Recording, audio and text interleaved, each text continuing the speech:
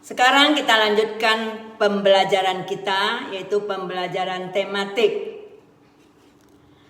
Pembelajaran 3 ada 4 juga, tema 1, subtema 2. Kita lihat pembelajaran pertama. Ikan sangat bermanfaat bagi kita. Apakah kalian suka makan ikan? Mudah-mudahan suka ya. Karena dengan makan ikan, maka berarti kita memperoleh zat protein. Selain itu, ikan juga mengandung omega 3 yang dapat membuat tubuh kita tumbuh dengan sempurna. Berarti kita menjadi sehat. Apakah tubuh kalian sehat? Kalau tubuh kita sehat, berarti kita bisa melakukan berbagai macam kegiatan atau aktivitas. Seperti pelajaran kemarin, kita telah belajar cara hewan berkembang biak. Hewan berkembang biak dengan 2 cara. Cara pertama yaitu disebut generatif. Berkembang biakan hewan dengan melalui perkawinan. Berarti menggunakan sel-sel kelamin. Sedangkan yang satu lagi perkembangbiakan vegetatif. Berarti perkembangbiakan dengan tidak melalui perkawinan. Perkembangbiakan vegetatif itu kita bagi 3, yaitu yang pertama dengan membelah diri. Contohnya amuba dan paramecium. Yang kedua dengan fragmentasi, yaitu hewan itu sendiri memutuskan bagian tubuhnya. Bagian tubuh yang putus itu akan menjadi hewan baru. Yang ketiga yaitu dengan tunas. Jadi hewan juga ada yang bertunas. Ya, tunas tumbuh di samping induknya. Nanti tunas yang tumbuh akan menjadi hewan baru. Contohnya hidra. Ya. Sekarang kita lihat perkembangbiakan generatif melalui perkawinan. Perkembangbiakan generatif terbagi 3, yaitu melalui 1, bertelur, 2, beranak, 3, bertelur dan beranak. Hewan yang berkembang biak dengan bertelur kita sebut ovipar. Sekarang kita lanjutkan dengan cara perkembangbiakan melalui bertelur atau ovipar. Berarti pada perkembangbiakan melalui ovipar, sebelumnya sudah terjadi pertemuan antara sel telur yang dikeluarkan oleh hewan betina dengan sperma yang dikeluarkan oleh hewan jantan. Terjadi perpaduan atau peleburan antara sel telur dengan sperma. Tetapi terjadinya di dalam tubuh hewan betina. Pembuahannya kita sebut dengan zigot. Nanti zigot berkembang menjadi embrio atau calon bayi atau calon anak. Embrio pada hewan bertelur itu disimpan di dalam telur yang ada di dalam tubuh hewan betina. Di dalam telur itu ada cadangan makanan. Berarti embrio mendapatkan makanan dari dalam telur tersebut, bukan dari induknya. Dan setelah beberapa lama, maka telur ini akan dikeluarkan oleh hewan betina. Dan telur yang dikeluarkan belum menjadi anak. Akan menjadi anak kalau sudah dierami oleh induknya. Berarti dierami oleh hewan betina. Ada kalanya 3 minggu seperti pada ayam dierami selama 3 minggu, kemudian baru menetas menjadi anak ayam. Jadi telur dikeluarkan dari tubuh hewan betina, belum jadi anak, harus dierami. Jadi ciri-ciri hewan ovipar, 1, hewan ini tidak memiliki telinga. Yang kedua, hewan ini tidak mempunyai kelenjar susu atau puting susu. Yang ketiga, hewan ini harus mengerami telurnya hingga menetas menjadi anak ayam. Yang kedua, kita lihat perkembangbiakan hewan dengan melalui perkawinan atau vivipar. Berarti terjadi penyatuan atau peleburan antara sel telur dengan sperma, di mana akan menghasilkan embrio atau calon bayi. Calon bayi pada vivipar disimpan di dalam rahim dari hewan betina, di dalam tubuh hewan betina. Dan embrio ini mendapatkan makanan dari induk ayam betina. Berarti mendapatkan makanan dari induknya, yang kita sebut biasanya plasenta.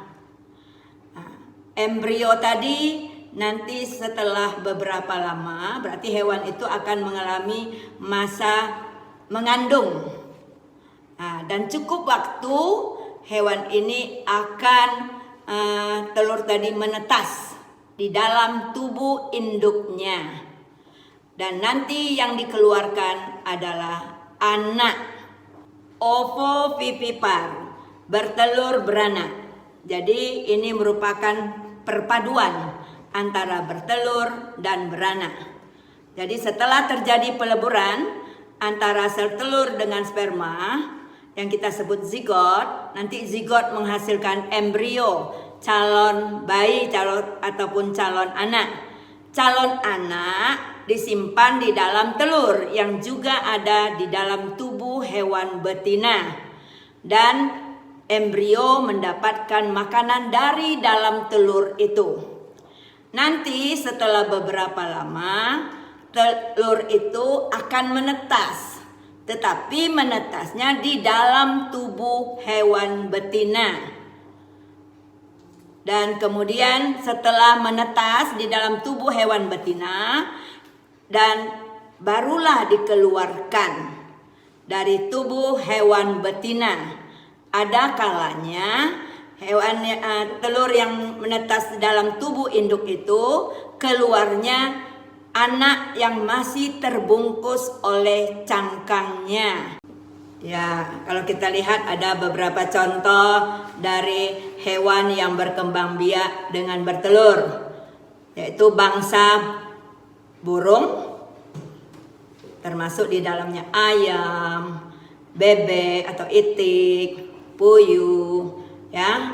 Kemudian bangsa ikan, umumnya ikan bertelur, tetapi tidak semua ikan bertelur. Yang berikut bangsa amfibi, contohnya katak. Katak berkembang biak dengan bertelur.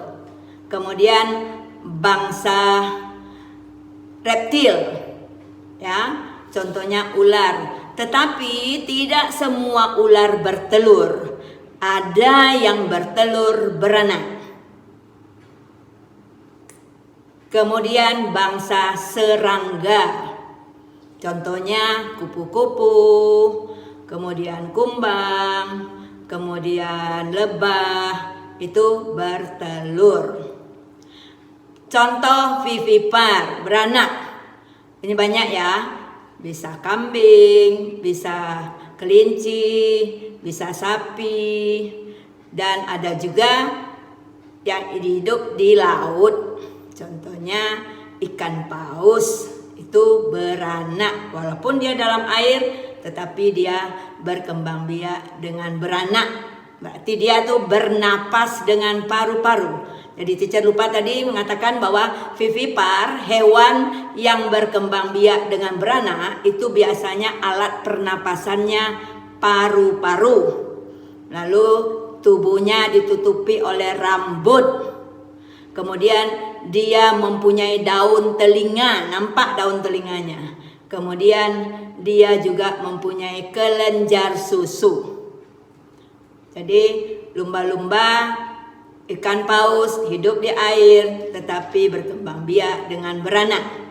Yang ketiga, ovovivipar. Contohnya ular boa, kemudian hiu macan. Jadi tidak semua hiu berkembang biak dengan bertelur beranak. Hiu macan berkembang biak dengan bertelur beranak. Kemudian kadal dan lain-lain. Sekarang teacher akan memberi tugas kepada kalian, yaitu membuat peta pikiran. Coba kalian lihat contoh di layar.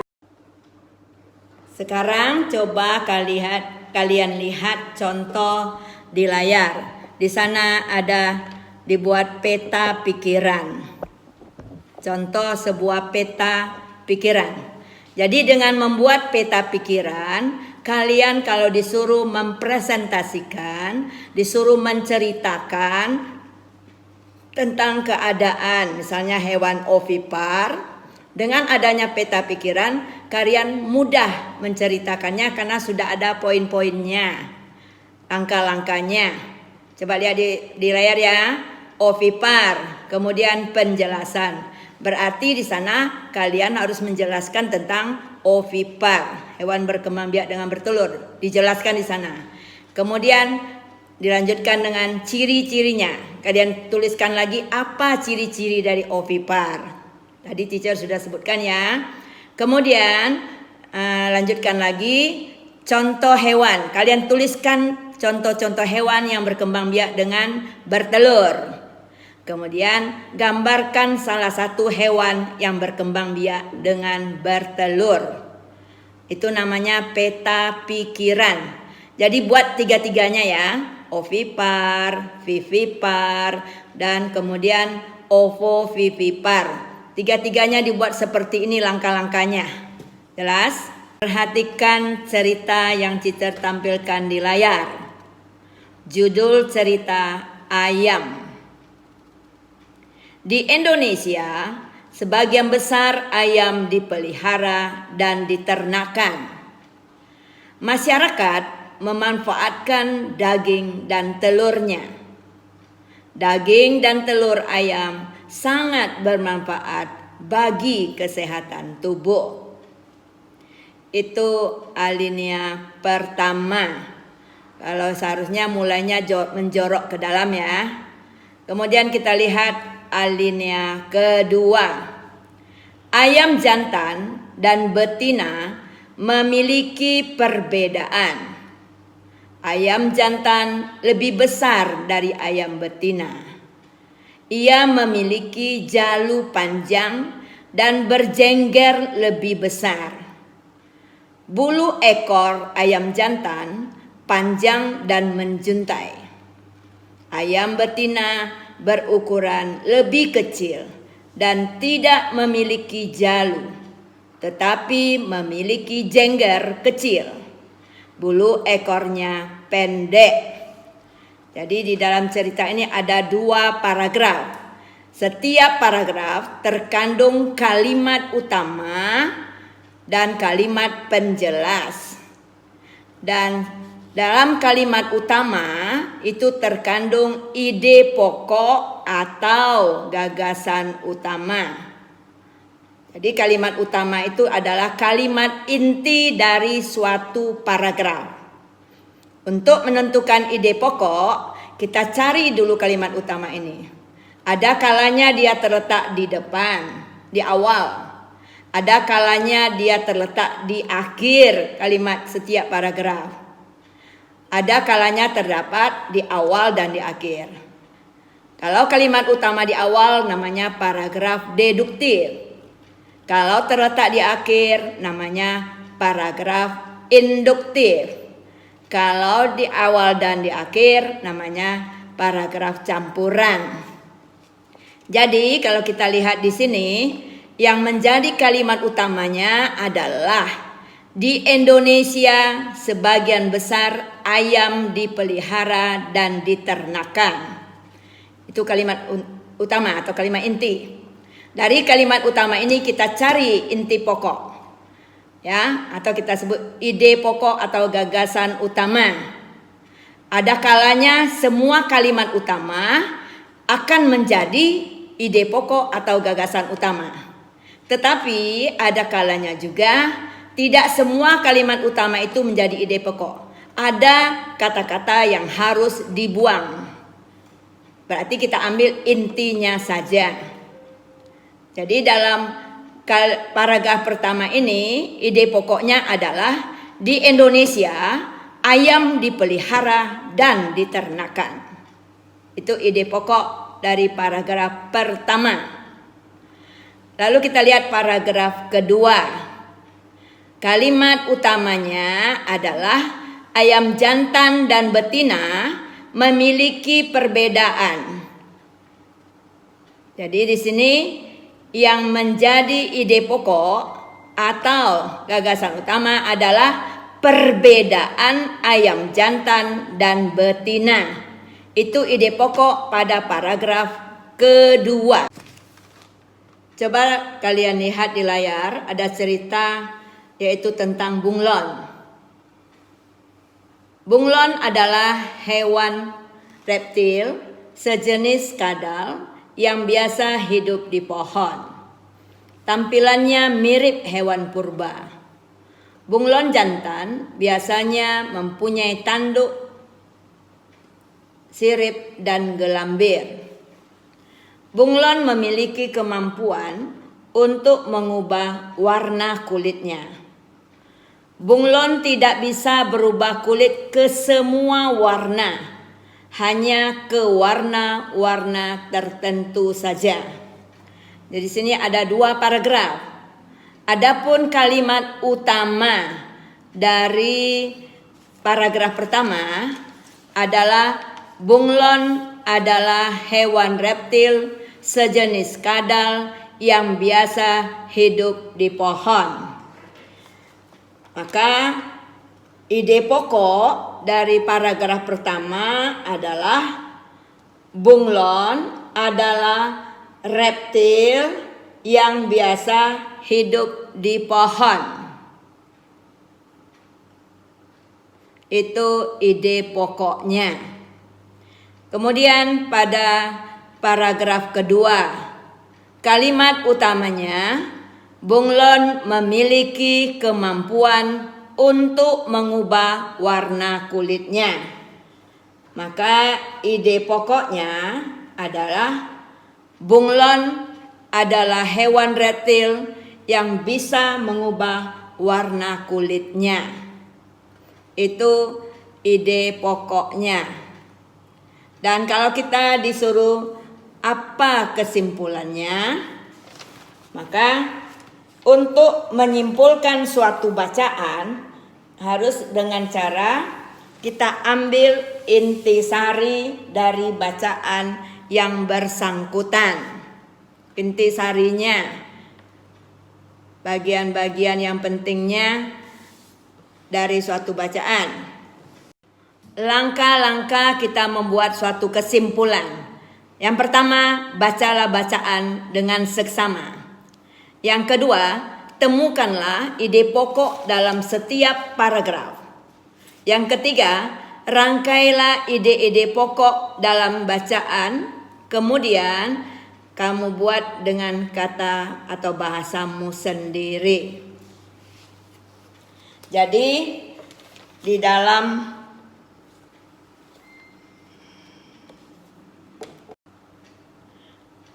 Jadi kesimpulan dari cerita bunglon ini adalah bunglon adalah hewan reptil yang biasa hidup di pohon dan dapat mengubah warna kulitnya. Itulah yang menjadi kesimpulan dari cerita ini. Coba kalian dengarkan cerita teacher. Dan ini juga ada di layar. Edo membawa oleh-oleh ikan bandeng asap dari Sidoarjo. Ia membawa 1 ikan ke sekolah untuk dibagikan kepada temannya saat makan siang. Potongan ikan hanya cukup untuk 6 orang. Saat makan siang tiba, selain sahabatnya, 3 orang temannya yang lain ikut bergabung. Semuanya ada sekitar 9 orang mengelilingi meja kantin. Edo bingung. Ya, kalau kita lihat cerita di sini, Edo merasa bingung bagaimana ikan yang tadinya hanya untuk 6 sekarang teman datang 3, berarti harus dibagi juga kepada teman yang baru datang.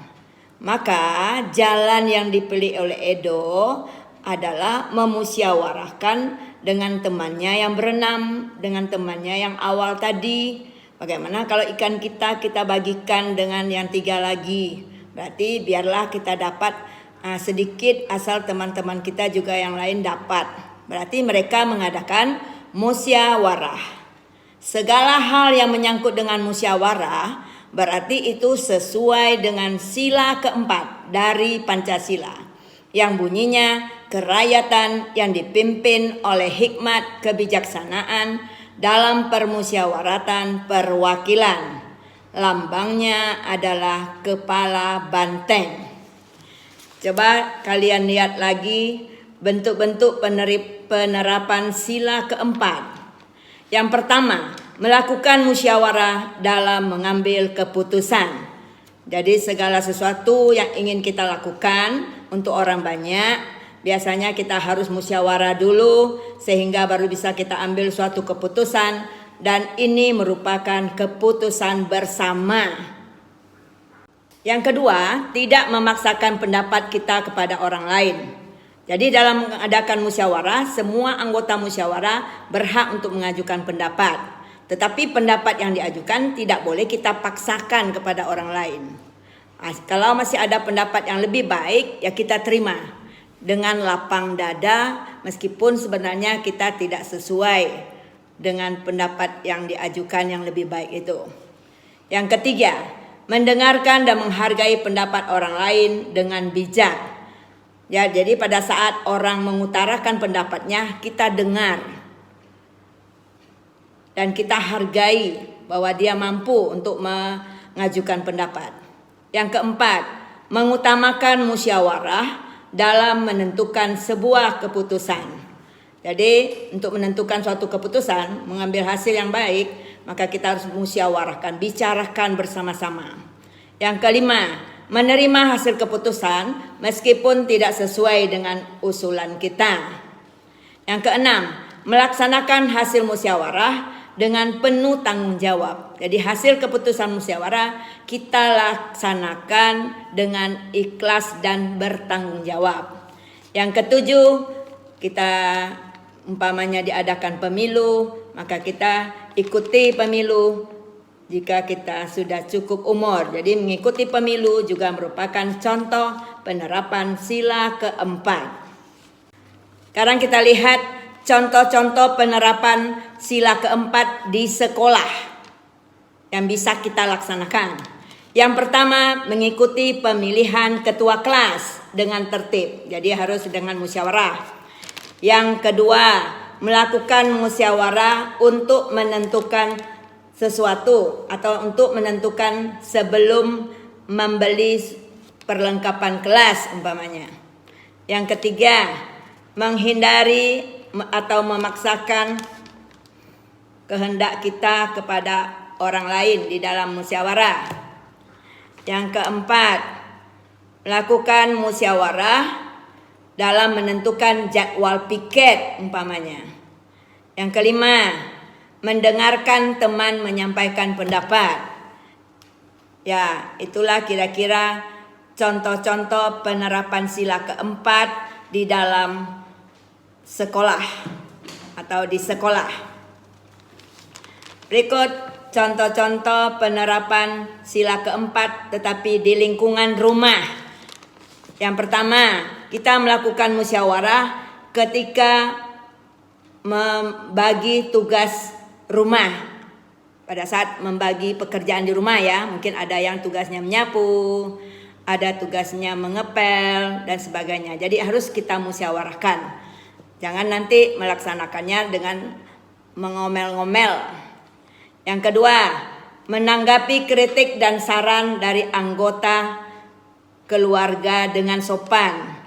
Jadi kalau ada kritik dari anggota keluarga kita terhadap kita dengarkan. Ya, kita tanggapi, tetapi kita utarakan dengan sopan, kita jelaskan dengan sopan. Ketiga, memberikan kritik dan saran pada anggota keluarga kita dengan sopan. Umpamanya ada sesuatu yang tidak kita sukai atas tindakan keluarga kita, ya boleh kita utarakan tapi dengan sopan. Berikut, menyampaikan pendapat disertai dengan alasan yang masuk akal.